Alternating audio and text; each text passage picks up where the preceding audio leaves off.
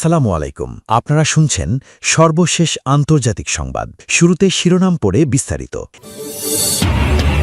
ইসরায়েলের সামরিক ঘাঁটিতে ক্ষেপণাস্ত্র ও ড্রোন হামলা। ২৪ ঘণ্টায় লেবাননে নিহত ৩১। হরমুজের কাছে ফের যুক্তরাষ্ট্র ইরানের তুমুল লড়াই।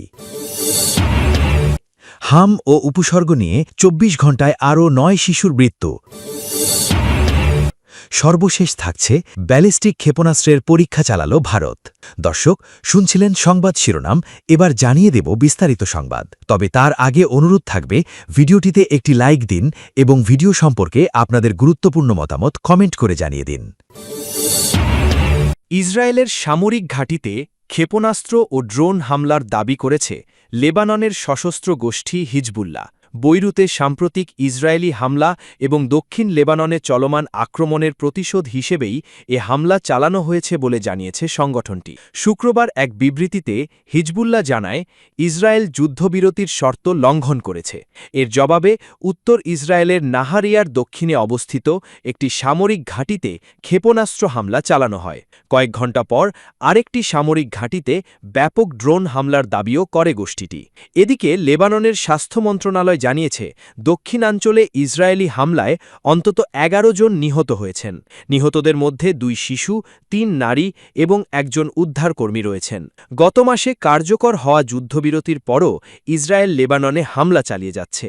বুধবার বৈরুতের দক্ষিণাঞ্চলে চালানো হামলায় হিজবুল্লাহর এক জ্যেষ্ঠ কমান্ডার নিহত হন।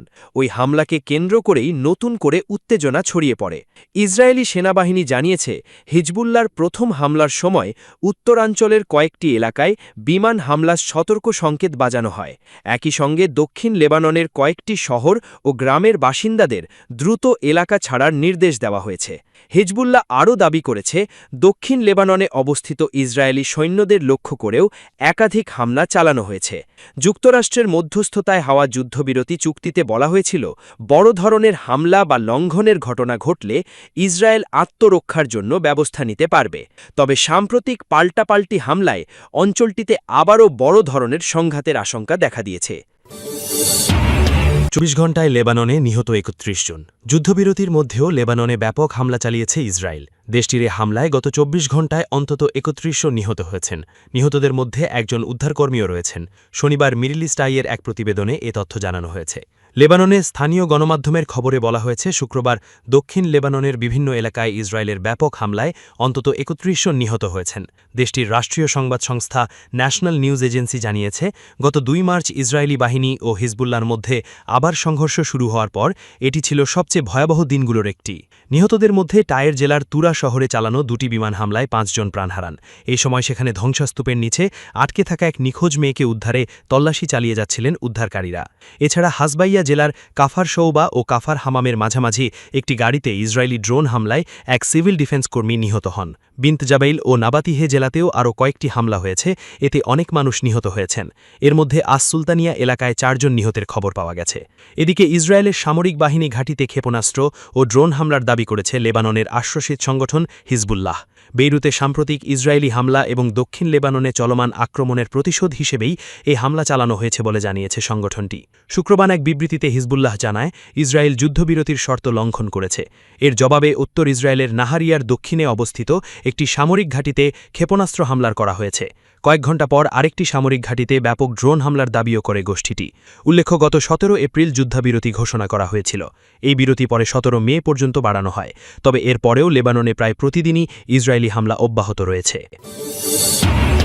হরমুজের কাছে ফের যুক্তরাষ্ট্র ইরানের তুমুল লড়াই। হরমুজ প্রণালীর কাছে ইরানের সশস্ত্র বাহিনী ও যুক্তরাষ্ট্রের জাহাজের মধ্যে ফের সংঘর্ষ হয়েছে। ইরানের ইসলামিক রেভলিউশনারি গার্ড কোরের সংশ্লিষ্ট ফার্স নিউজ এজেন্সি এই তথ্য জানিয়েছে। তবে এসব হামলা নিয়ে আনুষ্ঠানিকভাবে কোনো পক্ষই কোনো মন্তব্য করেনি। এছাড়া সর্বশেষ এই সংঘাতে কী পরিমাণ ক্ষয়ক্ষতি বা হতাহতের ঘটনা ঘটেছে সেই সম্পর্কে তাৎক্ষণিকভাবে কিছু জানা যায়নি। এর আগে বৃহস্পতিবার রাতভর যুক্তরাষ্ট্র ও ইরানের মধ্যে হরমুজ প্রণালীতে পাল্টাপাল্টি হামলা হয়েছে। মার্কিন বাহিনীর হামলায় ইরানের জাহাজের অন্তত ১ জন নাবিক নিহত হয়েছেন। এছাড়া হামলায় আহত হয়েছে আরও ১০ জন নাবিক। পাশাপাশি এখনও ইরানের ৪ জন নাবিক নিখোঁজ রয়েছে। এক বিবৃতিতে যুক্তরাষ্ট্রের সেন্ট্রাল কমান্ড জানায়, যুদ্ধজাহাজ ইউএসএস ট্রাক্সটন, ইউএসএস রাফায়েল পেরাল্টা এবং ইউএসএস ম্যাসানের ওপর ইরান ক্ষেপণাস্ত্র, ড্রোন ও ছোট নৌযান দিয়ে হামলা চালায়, তবে কোনো মার্কিন সামরিক সম্পদ ক্ষতিগ্রস্ত হয়নি। হাম ও উপসর্গ নিয়ে ২৪ ঘণ্টায় আরও ৯ শিশুর মৃত্যু। দেশে হাম ও হামের উপসর্গ নিয়ে গত ২৪ ঘণ্টায় ৯ শিশুর মৃত্যু হয়েছে। একই সময়ে নতুন করে হাম ও হামের উপসর্গ শনাক্ত হয় ১,৪৩৫ শিশুর। শনিবার দুপুর ২:৩০টার দিকে স্বাস্থ্য অধিদপ্তরের হেলথ এমার্জেন্সি অপারেশন সেন্টার ও কন্ট্রোল রুম থেকে এই তথ্য জানানো হয়। স্বাস্থ্য অধিদপ্তরের তথ্যানুযায়ী গত ২৪ ঘণ্টায় সন্দেহজনক হাম রোগীর সংখ্যা ৯৪৬, সন্দেহজনক হাম রোগীর সংখ্যা ৭৬৯, আর একই সময়ে হাসপাতাল থেকে ছাড়া পাওয়া রোগীর সংখ্যা ৪৪৯। গত ১৫ মার্চের পর থেকে এখনও পর্যন্ত হামে ৬১ শিশুর মৃত্যু হয়েছে। একই সময়ে সন্দেহজনক হামজনিত মৃত্যুর সংখ্যা ২৯১। এর মধ্যে সবচেয়ে বেশি মৃত্যু ঢাকায়। ১৫ মার্চের পর থেকে এখনও পর্যন্ত নিশ্চিত হামে আক্রান্ত হয়েছেন ৬,৯৫৭ শিশু। একই সময়ে সন্দেহজনক হামে আক্রান্তের সংখ্যা ৪৭,৬৫৬ শিশু। এখনও পর্যন্ত হাম সন্দেহে হাসপাতালে ভর্তি হয়েছে ৩৩,৬৩১ শিশু এবং সুস্থ হয়ে হাসপাতাল থেকে ছাড়া পেয়েছে ২৯,৭৪৬ জন। হামের উপসর্গ, শিশুর মৃত্যু। ব্যালিস্টিক ক্ষেপণাস্ত্রের পরীক্ষা চালাল ভারত। পরমাণু অস্ত্র বহনে সক্ষম আন্তঃমহাদেশীয় ব্যালিস্টিক ক্ষেপণাস্ত্রের পরীক্ষামূলক উৎক্ষেপণ করেছে ভারত। শুক্রবার সন্ধ্যায় ওড়িশা উপকূলে দেশটির প্রতিরক্ষা গবেষণা ও উন্নয়ন সংস্থা এবং বিমান বাহিনীর যৌথ তত্ত্বাবধানে এই পরীক্ষা পরিচালিত হয়। ভারতের প্রতিরক্ষা মন্ত্রণালয় জানিয়েছে, ট্যাকটিক্যাল অ্যাডভান্সড রেঞ্জ অগমেন্টেশন নামে পরিচিত এই ব্যবস্থার প্রথম ফ্লাইট ট্রায়াল সফল হয়েছে। এটি ভারতের নিজস্বভাবে তৈরি এমন একটি প্রযুক্তি যা সাধারণ বোমাকেও অত্যন্ত নির্ভুল লক্ষ্যভেদী অস্ত্রে রূপ দিতে পারে। প্রতিরক্ষার সূত্রের দাবি, পরীক্ষিত ক্ষেপণাস্ত্রটি আনুষ্ঠানিকভাবে অগ্নি-6 নামে ঘোষণা না করা হলেও এটি আন্তঃমহাদেশীয় ক্ষেপণাস্ত্র শ্রেণীর। এর পাল্লা ১০,০০০ কিলোমিটারেরও বেশি হতে পারে বলে ধারণা করা হচ্ছে।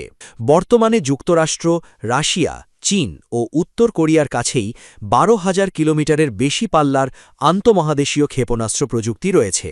ভারত এই সক্ষমতা পুরোপুরি অর্জন করতে পারলে বিশ্বের প্রায় যে কোনো অঞ্চল তাদের ক্ষেপণাস্ত্রের আয়তায় চলে আসবে। সম্প্রতি এক প্রতিরক্ষা সম্মেলনে ভারতের প্রতিরক্ষা গবেষণা সংস্থার চেয়ারম্যান সামির ভি কামাত বলেন, সরকার অনুমোদন দিলেই অগ্নি-6 কর্মসূচি এগিয়ে নিতে তারা প্রস্তুত। প্রযুক্তিগত প্রস্তুতি ইতিমধ্যেই সম্পন্ন হয়েছে বলেও জানান। এরই মধ্যে ক্ষমতাসীন দল বিজেপি সামাজিক যোগাযোগ মাধ্যমে অগ্নি-6 নিয়ে একটি ভিডিও প্রকাশ করে। সেখানে বলা হয়, বহুমুখী ওয়ারহেড বহনে সক্ষম এই ক্ষেপণাস্ত্র ভারতের নিরাপত্তা আরও শক্তিশালী করবে এবং দেশকে বিশ্বের শক্তিধর রাষ্ট্রের কাতারে নিয়ে যাবে। তথ্যসূত্র, দ্য টাইমস অফ ইন্ডিয়া।